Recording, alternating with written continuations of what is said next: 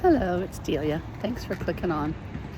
So it's a Tuesday afternoon and I'm in the park. So it's a little neighborhood park, so there's lots of life going on.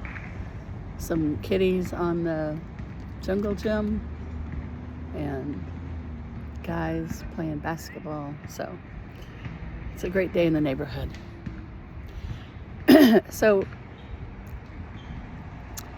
I've had some questions about the nervous system and people hijacking your nervous system and, different aspects about basically what the heck is it and how do you know? And, you've heard me talk a lot about grounding, and some people interpret that as, walking barefoot on the ground, or it's really anything that kind of gets you present. Let me repeat that. It's anything that gets you present.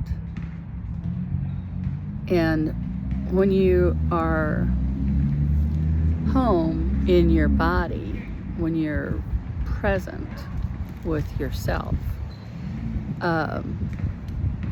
you could think of it like it's like listening to the radio. There's a lot of stations, there's a lot of chatter, and when you're actually present, you don't have to do anything about the chatter. You can just notice it. And by notice it, I mean you're not judging it, you're not engaging with it, you're not trying to decide if it's good or bad or right or wrong.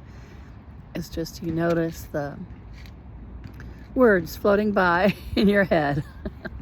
And there may be a lot of them, and there may be a lot of topics.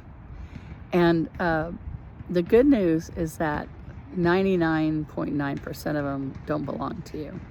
You've heard them, you've been living with them for a long time. You can hear your mom, you can hear your father, you can hear the TV, you can hear, your favorite characters on TV and the ones you like the least. You can hear your most caustic critic. And if you're not engaging with any of them, if you're not taking up the conversation, you can just notice, I wonder who that belongs to. And you don't have to do anything about it. The simple question of who does that belong to wakes your system up to the fact that it's probably not yours. You probably heard it somewhere. And because we live in a culture that seems to have the premise idea that children are empty vessels that need to be filled up, it's not surprising. It's a really inaccurate premise, but that's the one that the culture operates on. And so that's the one that you learn to operate on. Once you understand that a lot of the things that are going on in your head are as meaningless to you as the things on the radio, they don't mean anything about you.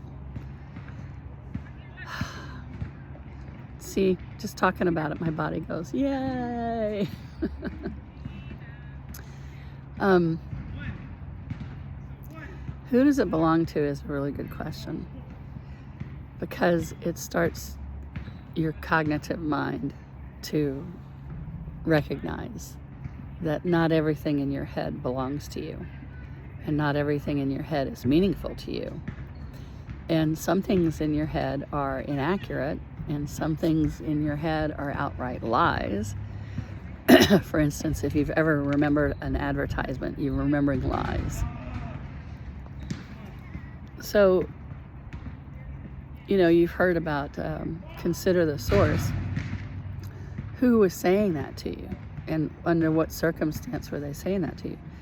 And 99.9% of the time, it's going to be somebody who is trying to control you, to have authority over you. And if you're like most of my clients, as soon as you hear the word authority, the hairs on the back of your head go up. Oh, not me, right? So,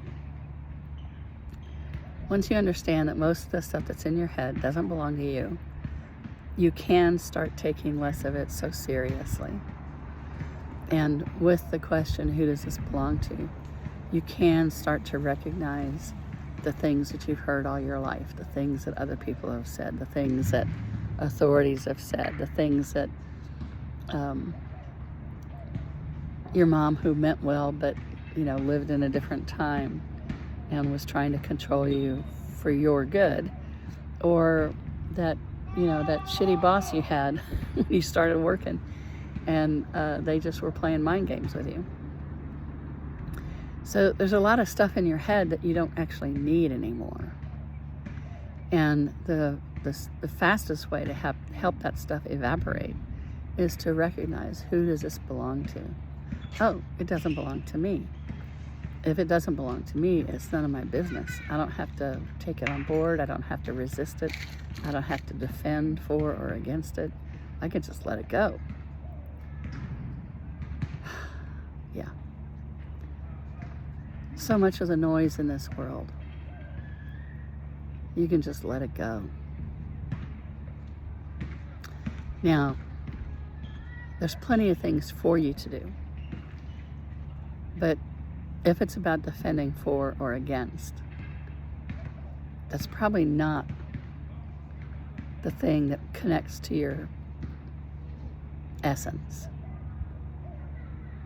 And anything that connects to your essence is a lot more important than anything you could defend for or against. So the thing about grounding is that you're coming home to your body. You're allowing all of you, the parts of you that you know about, as well as the parts of you that you don't know about, to come and be right here, right now, with your sweet body.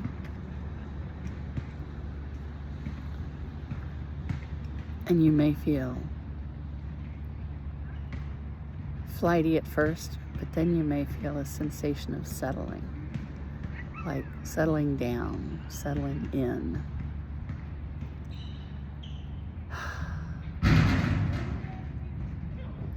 When you let go of all the yammer jammer, there's a great absence of the yammer jammer.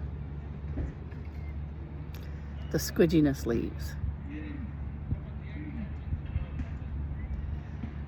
And then you can be surrounded by people who are full of yammer jammer, and you're okay. You have all the oxygen in the world. You can breathe as deep as you want to. You can let them be on their channel. You can let them go to the movies they want to see. I don't like thriller movies, so I don't have to go to them, but other people do, so they can be, in the thick of it. But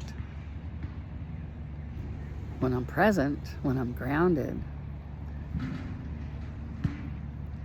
their being in a horror show doesn't have to affect me.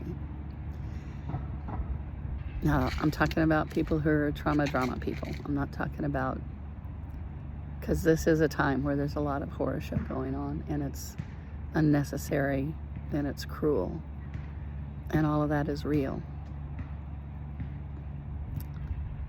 But anything that you choose to do is going to be more potent and effective when you're choosing to do it from being grounded and centered, instead of in reaction to it.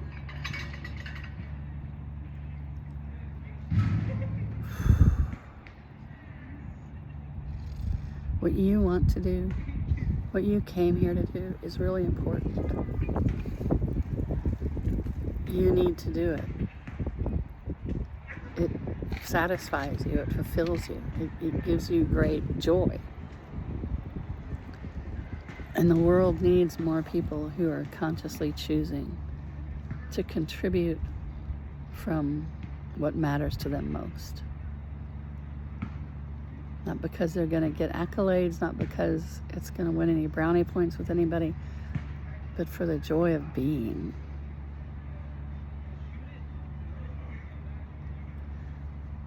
I know it's hard to disconnect, especially from loved ones who are going through hardships.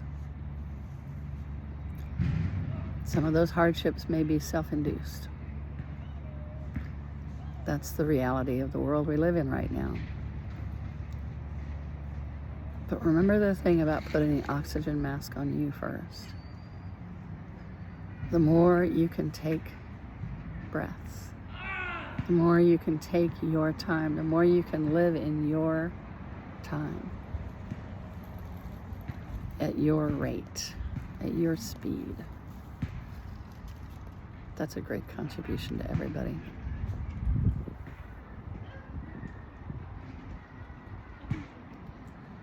So the thing about grounding is that you feel it when you're grounded.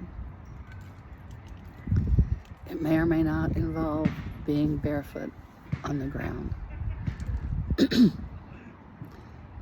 may or may not involve having your eyes closed and breathing.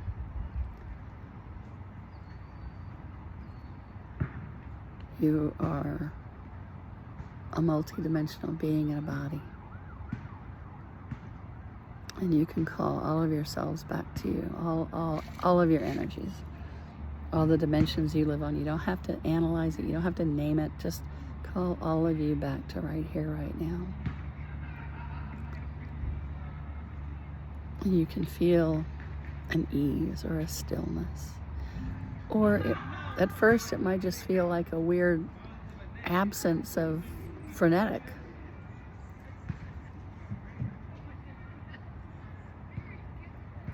It's allowing your nervous system to calm down.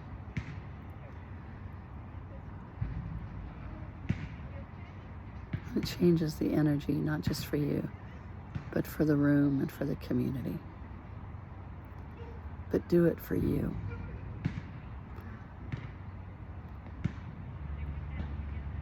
Be that good a friend to you. Okay? If you have any questions, be sure to post them. I'd love to hear from you. Thanks. I like that ending on a happy note.